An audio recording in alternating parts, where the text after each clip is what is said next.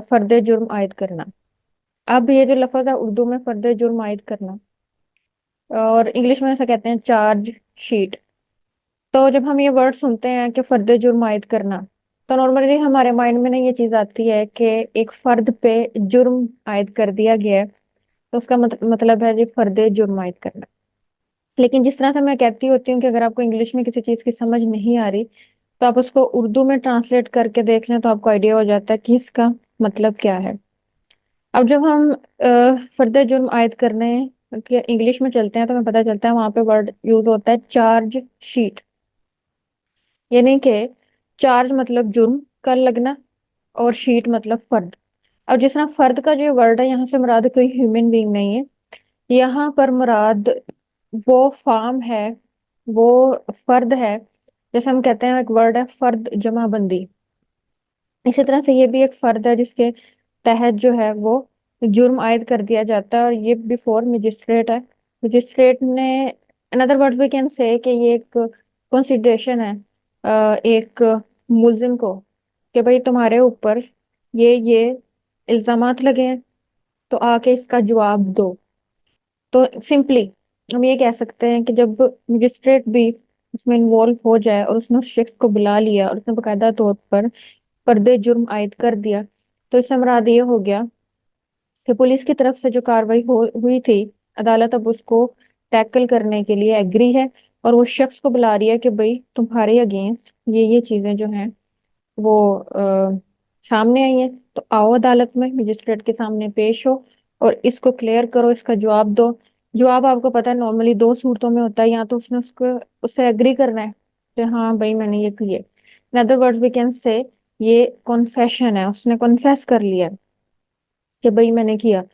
और दूसरी सूरत क्या होती है, वो कहेगा कि नॉट प्लीड गिल्टी, तो भाई मैंने नहीं ये चीजें की। तो ये इसके अंदर चीज आ जाती है। तो अब हम इसको बाय वर्ड्स समझ लेते हैं कि भाई इसको हम कैसे देखेंगे।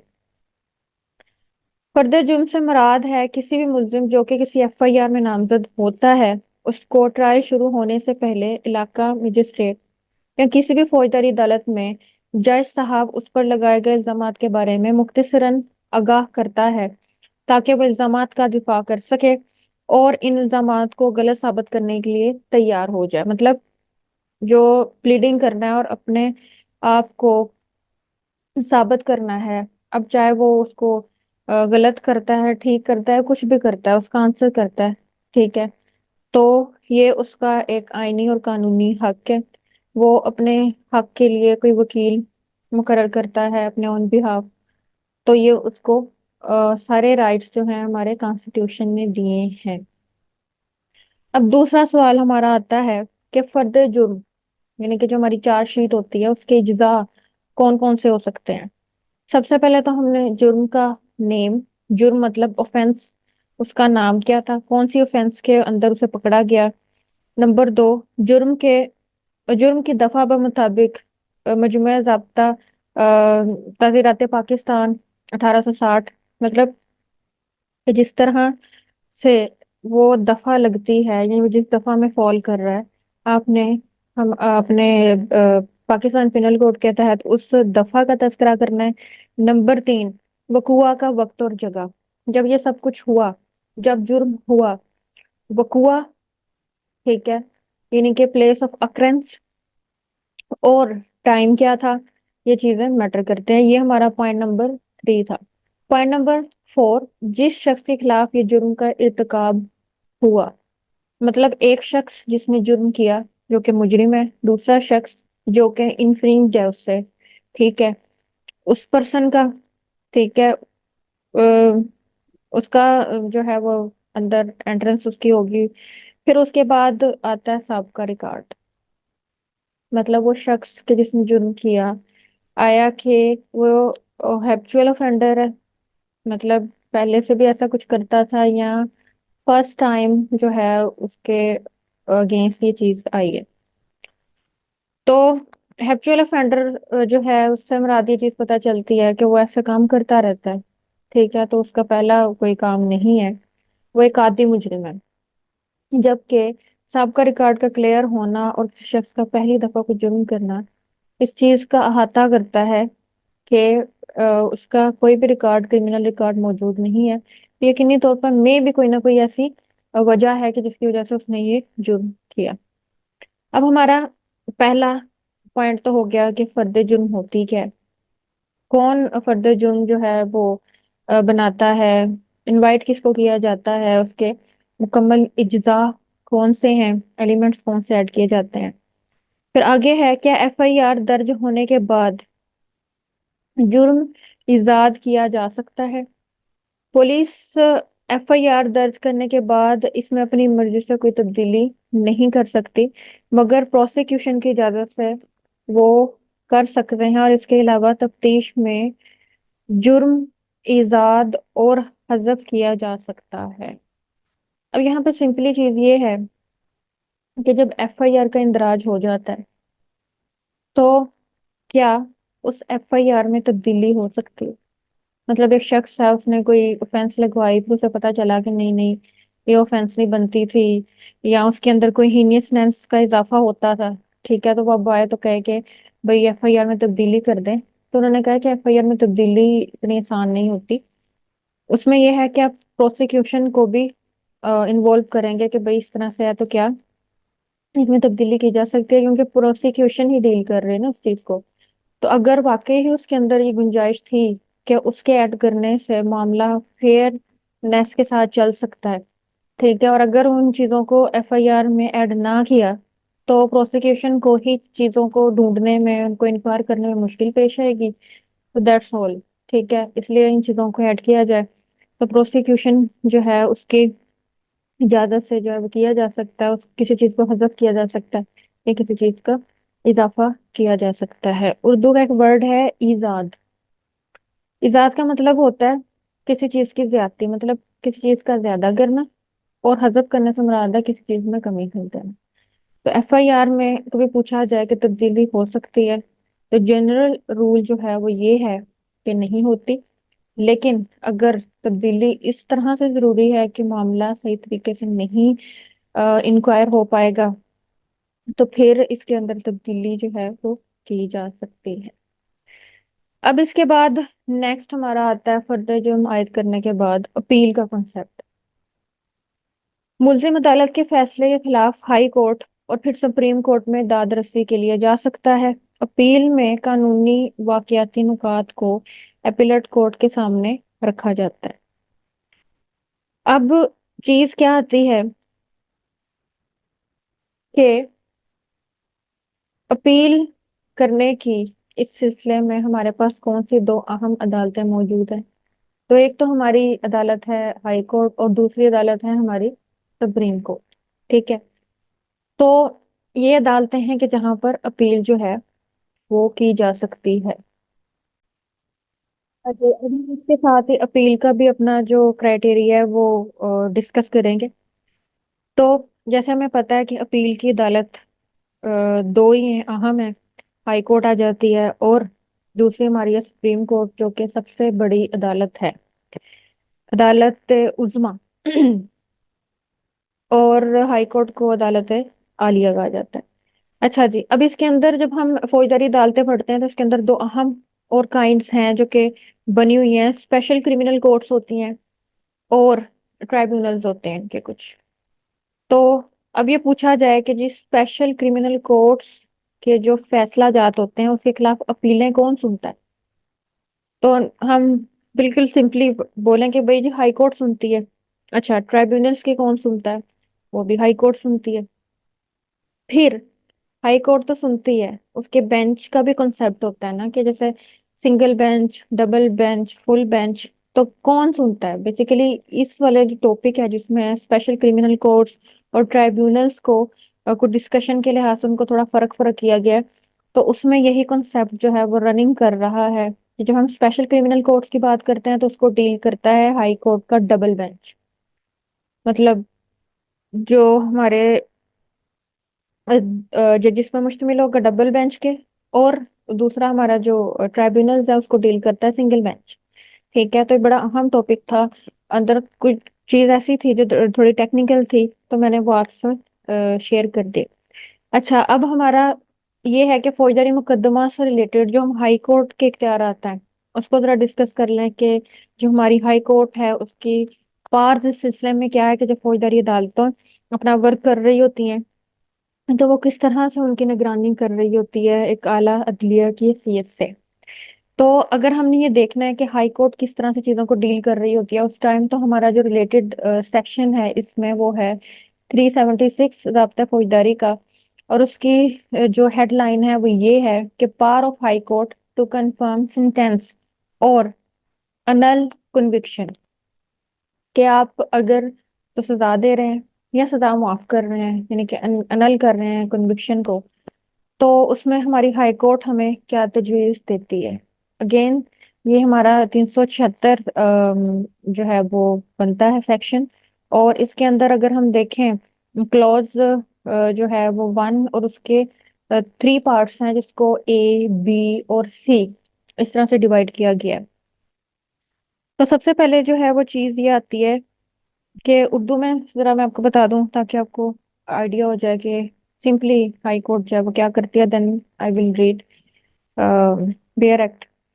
हाई कोर्ट अपनी किसी भी मुतहद अदालत की दी हुई सजा को या फैसला को बरकरार रख सकती है। मतलब अगर वो समझती है कि ये चीज़ ठीक थी तो वो कंटिन्यू करेगी high court. Number 2, high court कोई भी दूसरा ऑर्डर भी पास कर सकती है जिसमें कोई और सजा दे सकती है, यानी कि अगर वो समझती है कि ये सजा बेहतर नहीं है तो कोई और सजा भी जो हाई कोर्ट है वो दे सकती है। उसके बाद आता है हाई कोर्ट सजा में तब्दीली कर सकते हैं। बिकॉज हम ऊपर पढ़ के आए हैं कि हजफ करना, उसमें तब्दीली करना, चेंजिंग्स करना, उसकी जगह कोई और सजा दे देना, हाई कोर्ट ये चीज कर सकती है। उसके बाद नेक्स्ट क्या आता है कि हाई कोर्ट दोबारा न्यू ट्रायल का हुक्म दे सकती है। अब ये भी एक अहम पॉइंट है कि हाई कोर्ट अगर चाहे तो वो कह सकती है कि भाई इस चीज का ट्रायल दोबारा से किया जाए। अच्छा जी, अब हाई कोर्ट में अपील की क्या सूरत हाल होती है।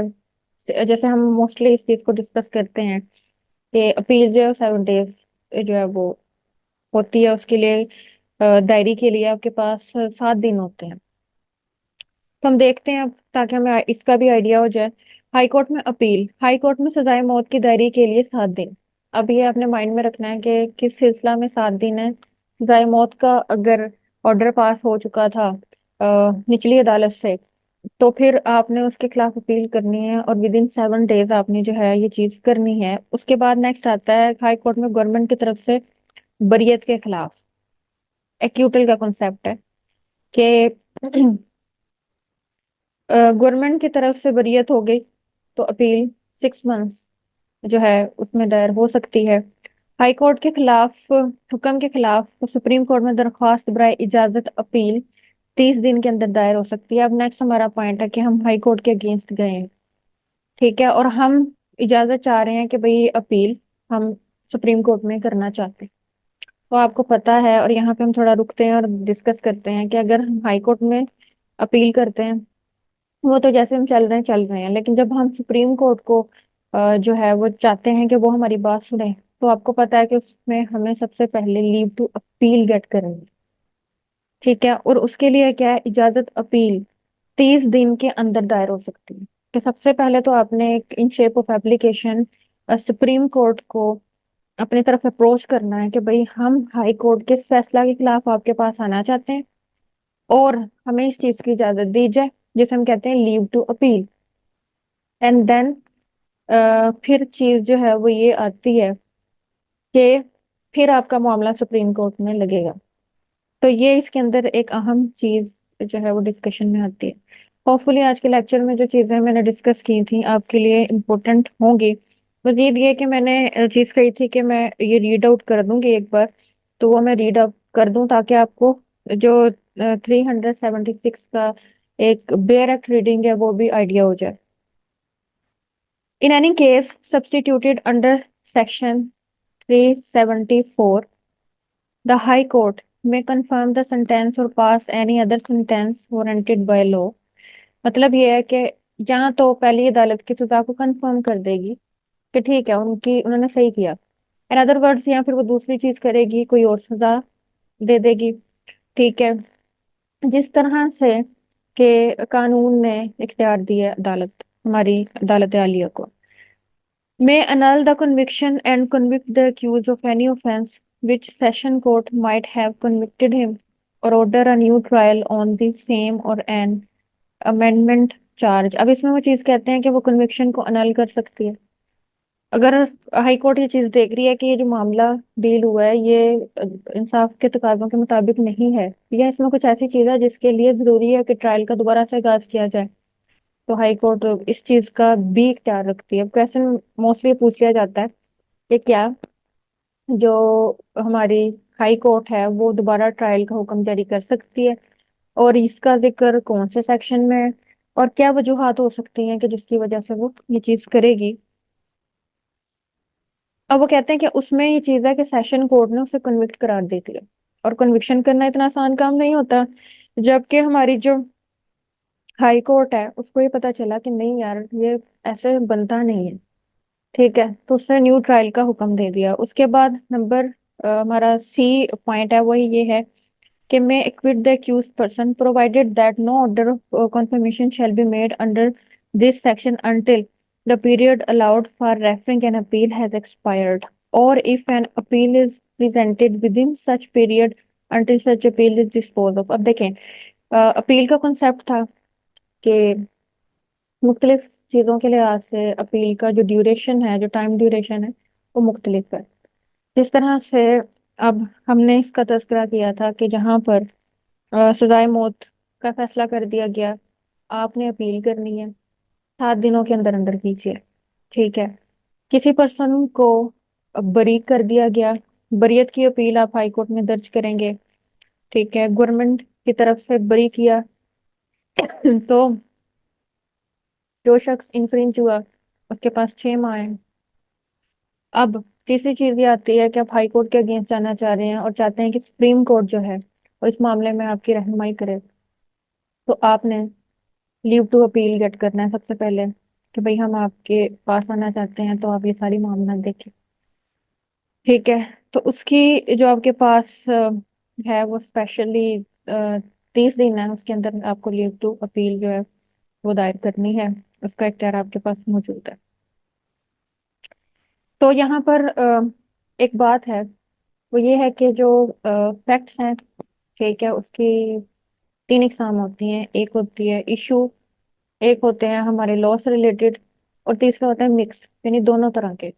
اور عدالتیں جو کہ ہیرارکی میں چل رہی ہیں ان کو انہی طرح کی تنقیحات جو ہے اس کی رہنمائی کرنی ہوتی ہے لوگوں کو۔ لیکن آپ جو ہماری نچلی عدالتیں ہیں، جیسے جیسے آپ اوپر عدالت کی طرف جاتے ہیں تو جو ایشوز ہوتے ہیں وہ نیچے نیچے رہ جاتے ہیں، اور جو آپ اعلیٰ عدالتوں تک پہنچتے ہیں تو ان کا مین ٹاپک یہ ہوتا ہے کہ اگر کوئی لا کے اندر ایسی چیز ہے جس کے اندر امبیگوٹی ہے اس کو واضح کر دے، جبکہ شہادتوں کی وصولی، یہ ہوا یہ نہیں ہوا، یہ چیزیں عمومی طور پر ہائی کورٹ سے بھی نچلی عدالتوں میں سولو ہو جانی چاہیے۔ لیکن جہاں تک بات سپریم کورٹ کی آتی ہے وہ زیادہ تر ایسے معاملات سنتی ہے جہاں پر پوائنٹ آف لا کے اندر ایمبیگوٹی موجود ہو، اور ایسا نہیں ہے کہ وہ شہادتوں سے ریلیٹڈ معاملہ سنے گی ہی نہیں، وہ بھی کرتی ہے، لیکن اگر شہادتوں کی نوعیت ایسی ہو کہ وہ ہر جگہ نظر انداز کی گئی جبکہ ان کو سننا ضروری تھا، پھر اس نقطے پر سپریم کورٹ جو ہے وہ ذرا اپنی نچلی عدالتوں کی بھی سرزنش کرے گی کہ اتنا اہم پوائنٹ آپ نے نظر انداز کیوں کیا۔ ہوپ فلی یہ آپ کو لیکچر بڑا اہمیت کا حامل ہوگا اور کافی کچھ آ گیا ہوگا۔ السلام علیکم ورحمۃ اللہ وبرکاتہ۔